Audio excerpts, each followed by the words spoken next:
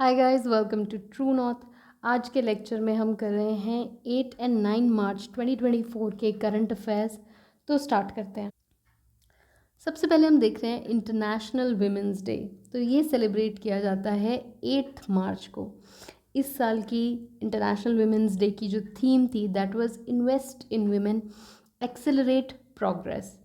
साथ ही इसका जो इंटरनेशनल वुमेंस डे का जो कैंपेन थीम था 2024 का, वो था इंस्पायर इंक्लूजन। ठीक है, यहाँ पर एक रिलेटेड डेटा में फैक्ट देख लेते हैं। तो कौन सा एसडीजी है, सस्टेनेबल डेवलपमेंट गोल है, जो कि जेंडर इक्वालिटी अचीव करने के लिए कहता है, तो दैट इज़ SDG 5। ठीक है, it calls for the world to achieve gender equality. और हमें पता है कि जो SDGs हैं उनका गोल है 2030 का। ठीक है, आगे देख रहे हैं कि Sudha Murthy has been nominated to the Rajya Sabha. तो इन्फोसिस की फाउंडेशन की जो चेयरपर्सन है Sudha Murthy, she has been nominated by the president Droupadi Murmu. तो हमें पता है कि जो प्रेसिडेंट है वो 12 मेंबर्स राज्यसभा में नॉमिनेट करता है। ठीक है, इससे पहले हमने देखा था कि सतनाम सिंह को नॉमिनेट किया गया था। ठीक है, now Sudha Murthy has been nominated to Rajya Sabha. World Bank ने women business and law index जो है रिलीज़ किया है। इस इंडेक्स का ऑब्जेक्टिव पहले तो देख लेते हैं क्या है। तो ये एक देश में जो लॉज हैं, रेगुलेशंस हैं, वो किस तरीके से इम्पैक्ट करते हैं विमेन के लिए जो इकोनॉमिक अपॉर्चुनिटी अवेलेबल है उसको, उस चीज़ को करता है एनालाइज। ठीक है, और इसमें इस इंडेक्स में इंडिया का जो रैंक रहा that was 113 out of 190 countries. और ये पहले से स्लाइटली जो है इम्प्रूव किया है ये रैंक। ठीक है, इस इंडेक्स का ये कहना है कि women in India enjoy only 60% of the legal rights जो that are available to man. ठीक है, तो मैन के कंपैरिजन में जो विमेन हैं उनको 60% ही लीगल राइट्स अवेलेबल हैं।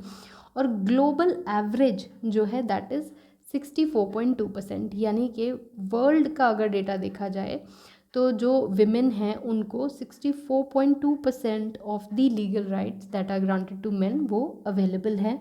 ऐसा कहता है Women business and law Index released by World Bank. यहाँ पे थोड़ा सा वर्ल्ड बैंक के बारे में स्टैटिक डेटा देख लेते हैं, बहुत ज़्यादा डेप्थ में नहीं जाएंगे। तो प्रेसिडेंट देख लेते हैं अभी वर्ल्ड बैंक ग्रुप के हैं अजय बांगा। हेडक्वार्टर्स जो हैं वॉशिंगटन DC में हैं और इस्टेब्लिश हुआ था वर्ल्ड बैंक 1944 में। तो इंडिया के PM मिस्टर नरेंद्र मोदी ने जो है प्रेजेंट किए पहली बार नेशनल क्रिएटर्स अवार्ड। तो ये पहला एडिशन है, फर्स्ट एवर टाइम ये अवार्ड दिए जा रहे हैं। तो they have been given in 20 categories. ठीक है, तो बहुत सारे इसमें विनर्स हैं, यहाँ पे कुछ जो इम्पोर्टेंट है वो मैंने लिस्ट किए हैं, देख लेते हैं क्विकली इनको। तो disruptor of the year award मिला है रणवीर अलाबादिया को। सेलिब्रिटी क्रिएटर मिला है अमन गुप्ता को। कल्चरल एम्बेसडर मिला है मैथिली ठाकुर को। टेक कैटेगरी में बेस्ट क्रिएटर मिला है गौरव चौधरी को। बेस्ट इंटरनेशनल क्रिएटर मिला है ड्रू हिक्स को।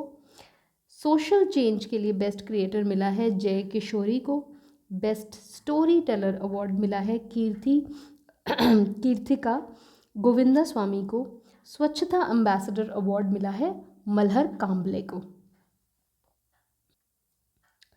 तो इंटरनेशनल रिलेशंस रिलेटेड न्यूज़ में आजकल मालदीव्स काफ़ी चर्चा में रहता है, जब से कि pro China candidate Mohamed Muizzu जो हैं मालदीव्स के प्रेसिडेंट इलेक्ट हुए हैं। तो हम देख रहे हैं मालदीव्स चाइना के बीच में एक डिफेंस एग्रीमेंट जो है साइन हुआ है। मालदीव्स ने ये एग्रीमेंट साइन किया है to obtain non lethal weapons from China. ठीक है, आगे हम देख रहे हैं भारत शक्ति एक्सरसाइज। तो पहली बात तो ये ट्राई सर्विस एक्सरसाइज है, मीनिंग कि this has been conducted by the Indian Army, Navy and Air Force. ठीक है, टुगेदर। तो भारत शक्ति एक्सरसाइज कहाँ पर हुई है? राजस्थान के पोखरन में। ठीक है, ये एक्सरसाइज जो है यहाँ पर डिमॉन्स्ट्रेट किया जाएगा the process of indigenously manufactured defence equipment. ठीक है, आगे चलते हैं। हम देख रहे हैं नमस्ते स्कीम। तो सबसे पहले तो देखते हैं what does it stand for. तो इसका फुल फॉर्म है National Action for Mechanised Sanitation Ecosystem, ठीक है। इसको महुआ और मिनिस्ट्री ऑफ सोशल जस्टिस ने मिलकर जो है स्टार्ट किया है, नमस्ते स्कीम। इसका एम है कि जो मैनुअल सैनिटेशन वर्क है उसको एलिमिनेट किया जाए, ठीक है।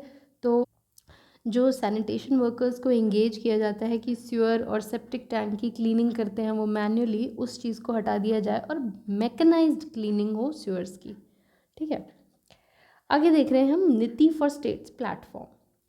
तो इसको नीति आयोग ने ही लॉन्च किया है। ये क्या है, बेसिकली एक डिजिटल प्लेटफॉर्म है, नॉलेज प्लेटफॉर्म, यानी कि इस पे बहुत सारे जो हैं documents, best practices related data, वो जो है स्टेट्स को मिलेगा, ठीक है। नीति for states platform digital public infra है, ये पॉलिसी और गवर्नेंस के रिलेटेड यहाँ पर चीज़ें मिलेंगी। आगे हम देख रहे हैं उन्नति स्कीम। तो सबसे पहले ये है क्या, उत्तर पूर्व ट्रांसफॉर्मेटिव इंडस्ट्रियलाइजेशन स्कीम। तो आप नाम से ही इसको जज कर सकते हैं कि किस चीज़, क्या इसका एम है। तो उत्तर पूर्व इंडस्ट्रियलाइजेशन, ठीक है। तो गवर्नमेंट ने इसको नॉर्थ ईस्ट के लिए जो है अप्रूव किया है, ताकि वहाँ पे नॉर्थ ईस्टर्न स्टेट्स में इंडस्ट्रियल ग्रोथ जो है और एम्प्लॉयमेंट उसको बूस्ट मिले, ठीक है। किस चीज़ के लिए है उन्नति scheme, industrial growth in north eastern states. उसके बाद डी एट के ट्रेड मिनिस्टर्स की मीटिंग हुई है, कहाँ पर हुई है, ढाका बांग्लादेश में।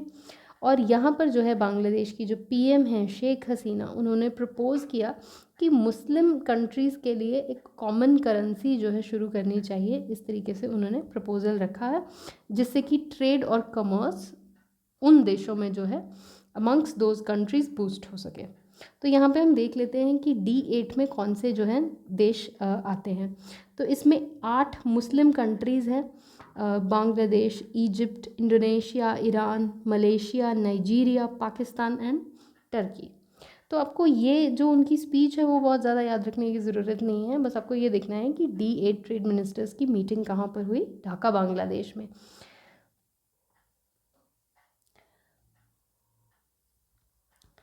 तो जो नेशनल पार्क्स होते हैं उनमें कोर एरिया होता है, बफर एरिया होता है, इस तरीके से डिवीज़न होता है। तो सुप्रीम कोर्ट ने अभी एक रीसेंट वर्डिक्ट में बैन किया है टाइगर सफारीज़ को in the core areas of the national park. That means कि नाउ जो टाइगर सफारी होती है will only be permitted in the peripheral and buffer zone surrounding the national park.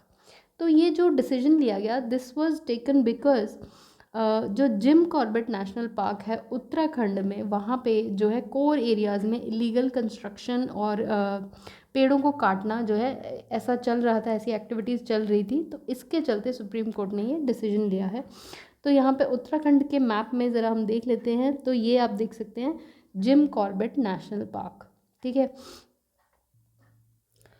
तो largest coal mine in Asia. तो recently environment clearance जो है मिला है अपनी प्रोडक्शन कैपेसिटी बढ़ाने के लिए। तो उसके बाद जो है Gevra mine in Chhattisgarh is on the cusp of becoming the largest coal mine in Asia. तो ये साउथ ईस्टर्न कोलफील्ड लिमिटेड की माइन है छत्तीसगढ़ में, ठीक है, गेवरा माइन छत्तीसगढ़। आगे हम देख रहे हैं कि सेंटर ने रिलीज़ किए कुछ regulations for captive exotic wildlife.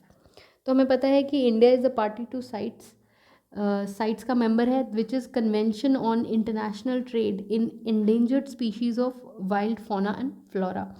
तो पार्टी है साइट्स का, तो इंडिया ने भी थोड़े अपने रूल्स को जो है स्ट्रिंजेंट किया है related to possession and trade of exotic pets. तो अब जो भी ऐसे एग्जॉटिक पेट्स हैं जिनके पास भी जो ओनर्स हैं, they have to get them registered with the State Wildlife Department, ठीक है। तो ये रूल्स जो हैं वो अमेंड हुए हैं। आगे हम देख रहे हैं इंटरनेशनल एडवर्टाइजिंग एसोसिएशन का गोल्डन कंपस अवार्ड जो है पहली बार जो है एक इंडियन को मिला है, इंडियन इंडस्ट्री लीडर को दिया गया है, दैट इज़ श्रीनिवासन के स्वामी, ठीक है। एडवर्टाइजिंग में ये अवार्ड है, एडवर्टाइजिंग इंडस्ट्री का। ये जो है IA वर्ल्ड कांग्रेस हुआ मलेशिया में, वहाँ पर इन्हें ये अवार्ड से सम्मानित किया गया, श्रीनिवासन के स्वामी को।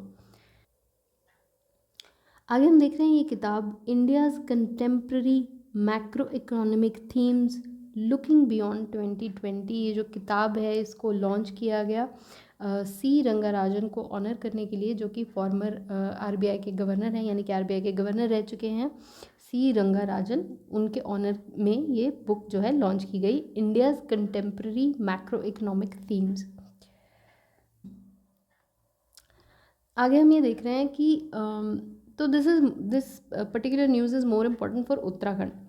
तो CSIR ने एक पाइन नीडल फ्यूल टेक जो है स्टार्ट करने जा रहा है उत्तराखंड के चंपावत में। तो क्या है ये? तो CSIR का जो आगे एक इंस्टीट्यूट है, इंडियन इंस्टीट्यूट ऑफ पेट्रोलियम, उन्होंने पार्टनर किया है उत्तराखंड के State Council for Science and Tech के साथ। तो जैसे कि आप इमेजेस में देख सकते हैं, तो जिन एरियाज़ में पाइन नीडल बहुत ज़्यादा होती है, एक तो पहले वहाँ पे फायर रिस्क होता है, ठीक है। तो ये इनिशिएटिव जो है एम कर रहा है कि इनको जो है कलेक्ट करके इनसे जो है फ्यूल टेक जो है फ्यूल मेकिंग की टेक्नोलॉजी को इस्तेमाल किया जाए, ताकि एक तो सबसे पहले फायर रिस्क कम हो जाए, ठीक है। दूसरा एनवायरमेंटल कंजर्वेशन में this will help, plus this will provide employment, ठीक है। तो ये उत्तराखंड से रिलेटेड है, pine needle based fuel technology के ऊपर काम हो रहा है। कहाँ पर? चंपावत, उत्तराखंड में।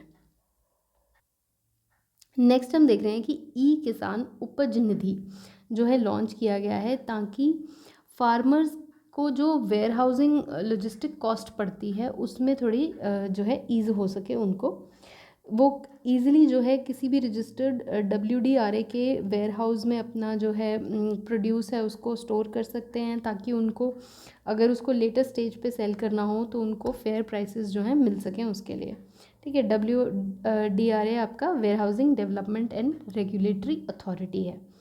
तो वेयर हाउसिंग लॉजिस्टिक्स में हेल्प करेगा ई किसान उपज निधि। उसके बाद हम देख रहे हैं कि first Bharat steam boiler expo कहाँ पे हुआ? तो this was held in Guwahati, Assam. तो आज के करंट अफेयर्स में इतना ही है, इनको हम क्विकली रिवाइज कर लेते हैं। तो शुरू करते हैं। इंटरनेशनल विमेंस डे सेलिब्रेट कब होता है? 8 मार्च को। थीम क्या थी? Invest in women. रिसेंटली किसे जो है प्रेसिडेंट ने राज्यसभा के लिए नॉमिनेट किया? सुधा मूर्ति को। वर्ल्ड बैंक का women business and law index, उसमें इंडिया की क्या रैंक रही? 113 आउट ऑफ 190 कंट्रीज़, ठीक है। नेशनल क्रिएटर अवार्ड्स के पहले एडिशन में जिन्हें कि प्रेजेंट किया देश के प्रधानमंत्री ने टेक कैटेगरी में किसे मिला ये अवार्ड? गौरव चौधरी को। स्वच्छता एम्बेसडर अवार्ड किसे मिला? मलहर कामले को। कल्चरल एम्बेसडर अवार्ड किसे मिला? मैथिली ठाकुर को। मालदीव्स और चाइना के बीच में जो रिसेंट डिफेंस एग्रीमेंट हुआ वो किस चीज़ से रिलेट करता है? नॉन लीथल वेपन से। भारत शक्ति जो कि एक ट्राई सर्विस एक्सरसाइज है, कहाँ पर हो रही है? तो राजस्थान के पोखरन में। नमस्ते स्कीम किस चीज़ के लिए है? To eliminate manual sanitation work, ठीक है। नीति फॉर स्टेट्स क्या है? तो ये एक डिजिटल नॉलेज प्लेटफॉर्म है जहाँ पे कि पॉलिसी और गवर्नेंस के रिलेटेड जो है ढेर सारी चीज़ें आपको मिलेंगी, डॉक्यूमेंट्स, बेस्ट प्रैक्टिसेस, इस तरीके की चीज़ें। उन्नति स्कीम, तो ये नॉर्थ ईस्टर्न स्टेट्स में इंडस्ट्रियल डेवलपमेंट और एम्प्लॉयमेंट को बूस्ट करने के लिए स्टार्ट की गई है। D8 ट्रेड मिनिस्टर्स की मीटिंग कहाँ पर हुई? बांग्लादेश के ढाका में। सुप्रीम कोर्ट ने बैन किया है कि नेशनल पार्क्स का जो कोर एरियाज़ है वहाँ पर टाइगर सफारी जो है नहीं होगी। Largest coal mine in Asia कौन सी बनने जा रही है? तो छत्तीसगढ़ की गेवरा माइन जो है is going to become the largest coal mine in Asia. Centre ने रिलीज़ किए हैं regulations in relation to captive exotic wildlife. तो जिनके पास भी एक्सोटिक पेट्स हैं they will have to get them registered. Advertising में गोल्डन कंपस अवार्ड जो है एक इंडियन को मिला, विच इज़ श्रीनिवासन के स्वामी ने ये अवार्ड जीता। बुक है India's contemporary macro economic themes looking beyond 2020। इसे किसके ऑनर में रिलीज़ किया गया? तो आरबीआई के फॉर्मर गवर्नर सी रंगाराजन के ऑनर में। CSIR के इंस्टीट्यूट ने पाइन नीडल फ्यूल टेक्नोलॉजी के ऊपर काम करना स्टार्ट किया है। कहाँ पे? उत्तराखंड के चंपावत में। ई किसान उपज निधि जो प्लेटफॉर्म है, गेटवे है, ये किस चीज़ से रिलेट करता है? तो फार्मर्स के लिए जो वेयर हाउसिंग लॉजिस्टिक्स कॉस्ट होते हैं उसमें हेल्प करने के लिए है ई किसान उपज निधि। भारत का पहला स्टीम बॉयलर एक्सपो कहाँ पे हुआ? असम के गुवाहाटी में। ठीक है, तो आज के करंट अफेयर्स में इतना ही। हमने क्विकली इसका रिवीजन भी कर लिया है। अगर आपको ये वीडियो अच्छा लगा हो, drop a like on the video and please subscribe to the channel.